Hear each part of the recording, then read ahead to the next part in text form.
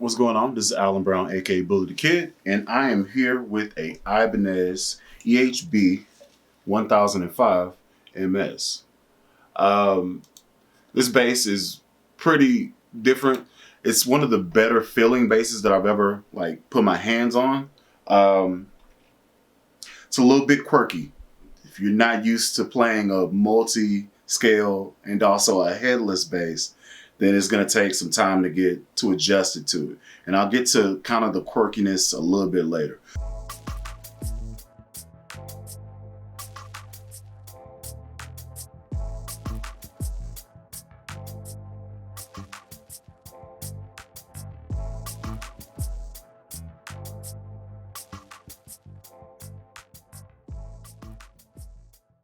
First, let's go ahead and talk about what this bass is. And I'm reading it straight off of Ibanez's website, so you're catching it like I am. So this is a 5-piece roasted maple and walnut neck with graphite reinforced rods.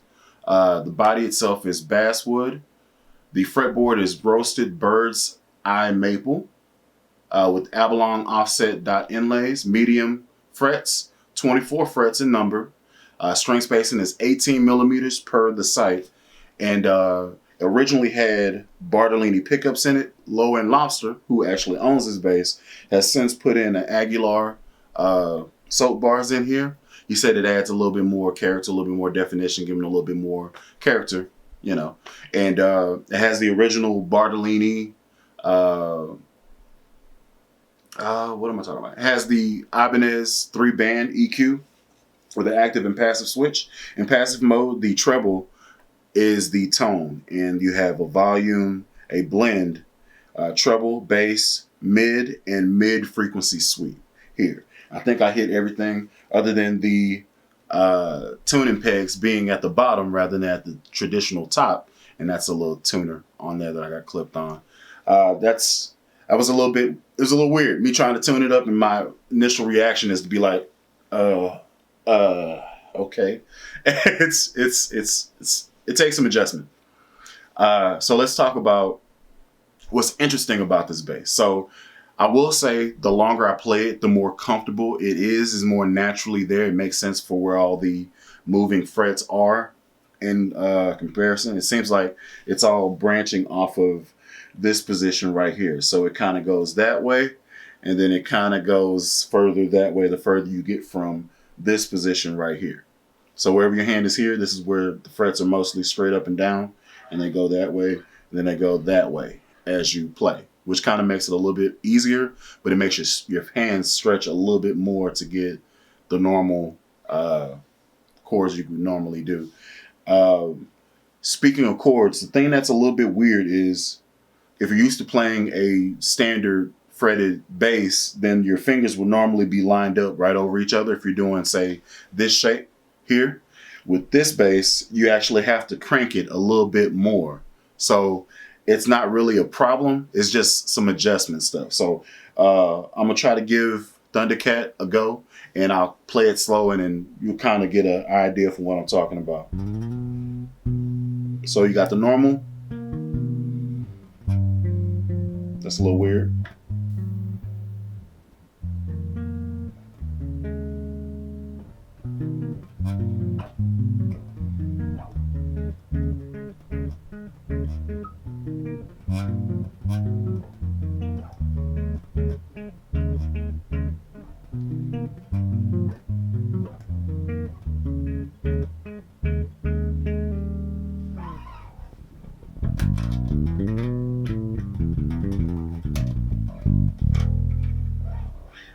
So what I will say is the bass sounds great. Now, I don't know if you're going to be able to hear how rich and luscious this tone is, but the bass feels good. The neck is it's like smoother than satin. Like, it's great.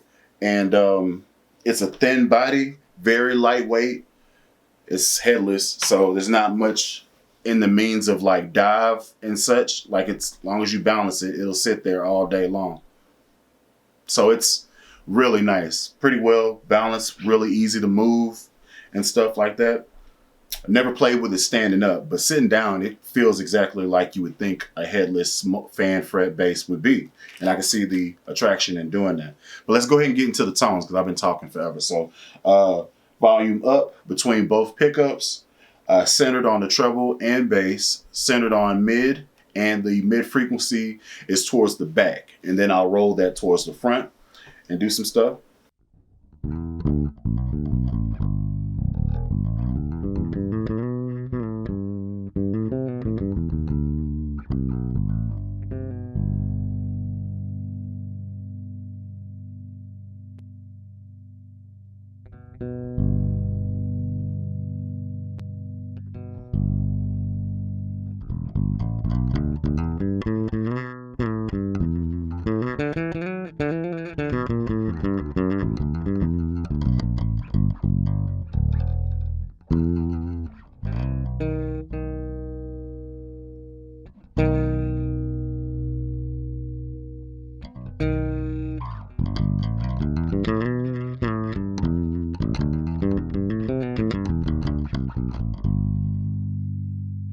Okay, another little quirky thing. If you have the mid for this preamp system, if you have the mid centered and you roll through the frequencies, you don't really hear much variation. But if you do turn your mid, like let's say extremes all the way up, that's when the tonal variations come in. So let's go ahead and give that a go.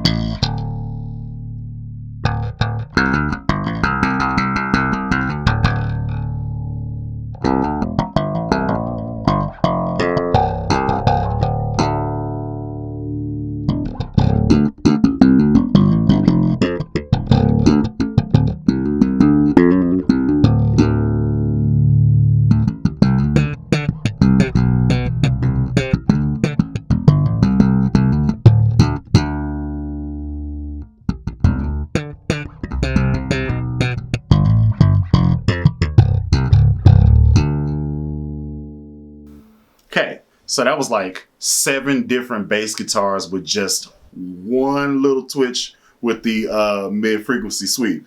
And that idea is pretty crazy. It also could be problematic on a gig because you're trying to find that tone for that song and you got to kind of, okay, and then you find it, you know what I'm saying? So that may be something you need to think about. But let's go ahead and get into, I'm going to go ahead and center the mid, and then that kind of cuts out stuff. And I'll give it one more experiment just to make sure I'm right.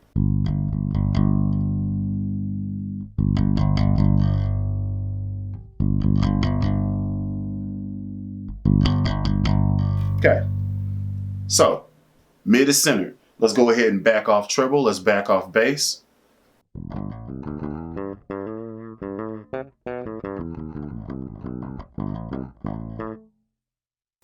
Let's boost up treble. That was at center detent. Let's go ahead and boost treble all the way up.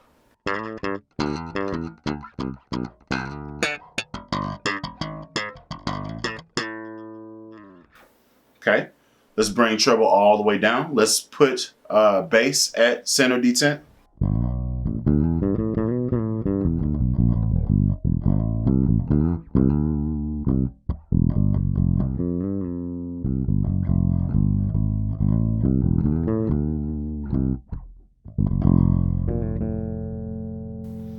Okay, put bass at 100%.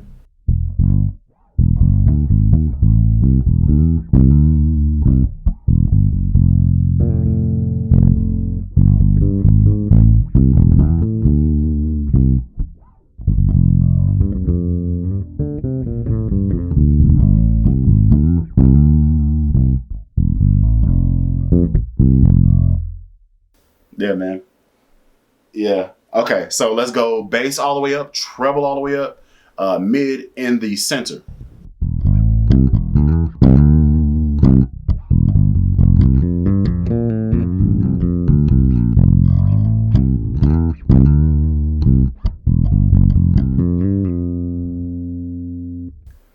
Let's boost mid all the way up.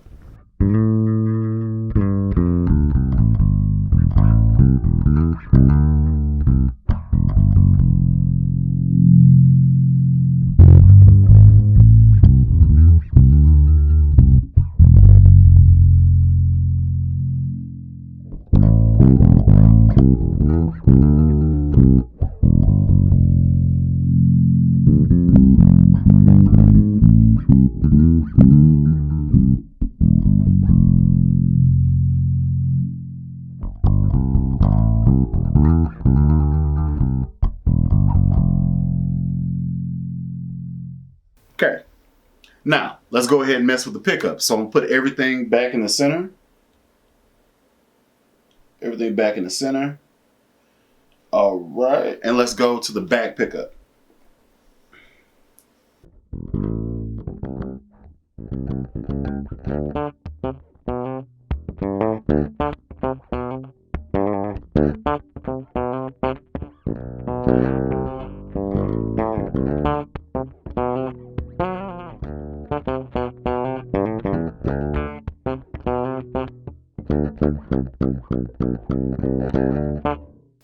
Okay, let's go ahead and put it on the front pickup.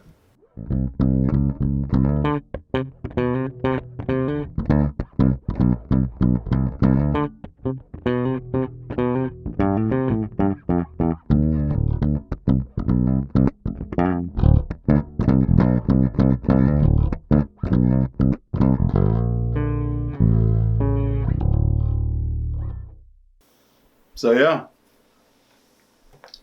that is the EHB1005 made by Ibanez MS. It's a nice bass. Of course, you can see me getting lost playing grooves and stuff, but it's a really nice bass. I dig it. Good job, Lowen. And I really like the pickups that you went with in there too. It sounds real good. Yeah, so that's about it. If you would do me a favor, like, comment, subscribe, go and join me on my Patreon. Link is in the description. Doing a giveaway. By the time you see this video, the bass will already be gone. It's a Talman 105 and list for $249. I'm giving that away to my Patreon. So join the Patreon. Maybe you can, get in on what I'm giving out. All the money, all the proceeds that I make from Patreon goes right back into the Patreon to buy more equipment, buy more stuff for giveaways for you. I do thank each and every one of y'all for watching. And till next time, y'all be easy.